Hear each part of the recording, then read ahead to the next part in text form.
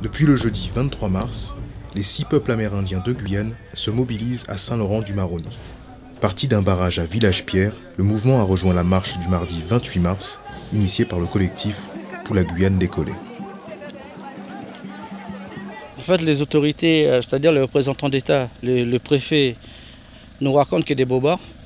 Pour vous dire réellement, je ne peux pas vous mettre, je peux pas être diplomatique à ce mot, mais ils nous racontent que des conneries. Dans le foncier, on se fait manipuler. Dans le, comment je veux dire, dans la loi, dans l'état civil, on se fait manipuler. Donc, on est les premiers habitants, mais jusqu'à maintenant, il y a certains, jusqu'en 2017, il y a certains qui n'ont toujours pas de papier. Donc, on était tous mobilisés sur le barrage de Village-Pierre. Voilà. Et il faut savoir aussi que bon, ce barrage, quelques personnes disaient que c'était un barrage sauvage. Non. Ça s'est pas mis en place comme ça. On a eu une concertation.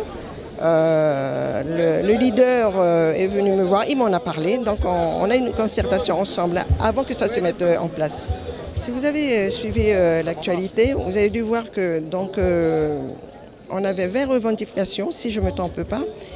Mais étant donné que bon, là, hier aux infos, on a vu qu'il n'y avait que 3 qui avaient été prises. Et en plus, dans les 3, il y a une qui a été déformée à leur manière, donc ce qui ne nous a pas plu d'ailleurs, il y a une désinformation. Hier, nous avons fait une marche dans le bourg d'Irakubo, puisque nous devons également montrer que nous existons. Nous avions une CAF, une commission d'attribution foncière le 22 mars. Ça a été annulé par rapport au mouvement que nous soutenons.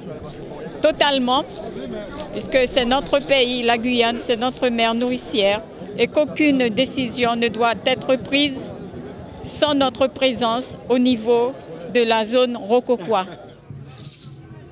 Un combat de plusieurs décennies face à l'injustice pour ces peuples dont la parole se doit d'être entendue et prise en compte dans les négociations qui approchent.